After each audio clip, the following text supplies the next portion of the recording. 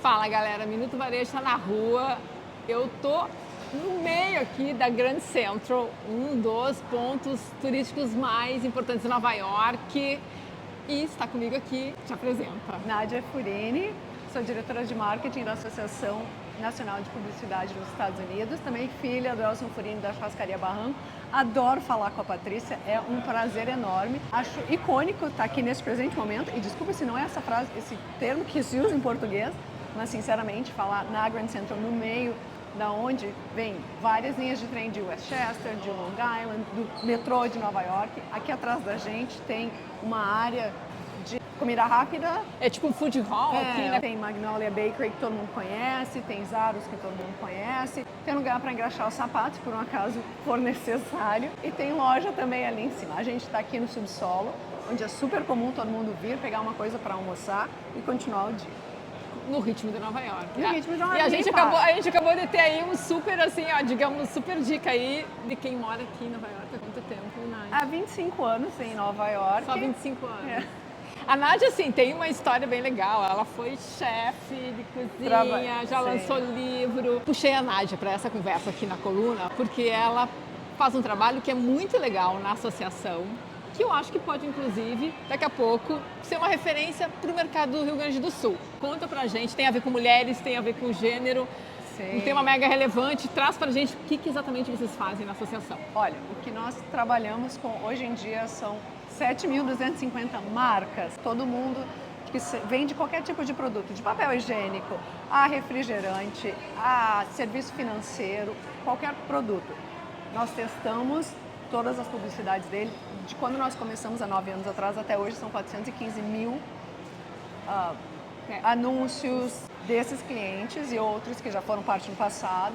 Nós testamos como o consumidor vê o personagem feminino nas campanhas publicitárias e quanto isso, então, impacta a venda. Porque, no final de contas, todo mundo que produz alguma coisa quer vender um produto. E por que as mulheres? Porque há 9 anos atrás, quando foi criada a associação, a maioria das marcas tinha, na época, e até hoje tem, porque cada um está numa forma distante, né, do retrato feminino, não existia um conceito do o que as mulheres representam do ponto de vista de consumidor. O quanto que a gente impacta uma decisão de compra. Pensa bem, aqui a gente sempre fala, a pessoa agora está se formando. Então então a mãe vai te ajudar a formar, a mãe vai fazer as compras para a faculdade, a mãe vai fazer as compras para o mercado. A mãe faz as compras do Super Bowl, que todos os homens assistem. O que seria o mundo sem as mulheres? Sem as mães e as mulheres. Exatamente. Pensa bem, quanta mulher faz a compra para o churrasco que os homens assam e quantas mulheres assam o churrasco? E os homens continuam dizendo que a gente não sabe escolher carne, que a gente não sabe dirigir o carro certo. Intriga da posição, tá? Existem marcas também, tipo Volvo, que foram os primeiros a testar, fazer o test drive de segurança com o boneco feminino e grávido. Até então, todos os testes de segurança eram feitos somente com bonecos masculinos. Então, a gente testa o quanto o retrato fiel da mulher na publicidade vai ajudar a tua marca a crescer. Vai resultar em 15% a mais de vendas no final A mulher da campanha. decide e compra. A mulher tem o poder de decisão de compra, exatamente. Aqui o pessoal compra gás para fazer churrasco, a grelha deles é a gás, então ainda existe 75% dos homens que fazem essa compra versus as mulheres que compram menos gás que o homem, mas é um segmento muito pequeno. Vocês recebem as campanhas, vocês aplicam, como é que é o teste? O teste é feito com todo mundo que tem mais de 18 anos. Testamos personagens femininos e masculinos. São 4 perguntas simples. A gente pode falar quais são? Se as mulheres estão bem representadas, são respeitadas, têm um papel exemplar e se são retratadas de forma incorreta ou que não é aceitável, digamos assim. Que são feitas o quê? Para grupos assim, presenciais? Um grupo presencial. A pesquisa é 24 horas por dia em 15 países do mundo, para qualquer publicidade que tiver. Tem marcas multinacionais que testam em outros mercados, que eles precisam saber como que eles estão indo nesse mercado. A gente testa naquele mercado, tem então os resultados básicos deles, digamos assim. E o que constatamos é que o consumidor tem poder. E são os últimos 9 anos de pesquisa mostram que o consumidor quer agora que então a média suba. que não é só botar uma mulher e dizer, tem uma pessoa de cabelo comprido, ela é feminina. Não funciona, né, gente? Olha a diferença, tem cabelo feminino curto e cabelo comprido. Porque está trazendo uma exigência maior. Vocês passam a olhar mais detalhes, o que assim, entra nesse radar? E daí o que entra, conseguimos desenvolver quais são os temas básicos que aumentam ou diminuem a média do anúncio. O humor é muito complicado, porque o humor é muito subjetivo. Se tem um relacionamento de família e passa uma boa impressão na publicidade, aumenta a regra. Então, com o tempo, nós conseguimos desenvolver esses temas. Tá. A gente senta com a empresa que nos contratou para fazer isso e explica, olha, vocês foram bem por isso, isso, aquilo, ou vocês foram mal por isso, isso. E aqui estão novas técnicas, aqui tá nossas sugestões de como melhorar. Legal. Tendo isso em mente. E as empresas seguem? Seguem. E tem empresa que achava que fazia fantástico e não tinha nenhuma mulher na publicidade. Depois que testaram, se deram conta e melhorou. E é só olhar as grandes que conseguem fazer muito bem hoje em dia e usar de exemplo. Tem um detalhe assim que a gente conversou, porque é mulher e homem. Hoje a gente sabe que essa coisa, o gênero, ele é mais amplo. Como é que isso vem? Até para que a pergunta vai vir, né? É difícil. E eu acho que é difícil também para cada segmento de mercado que está fazendo o seu produto.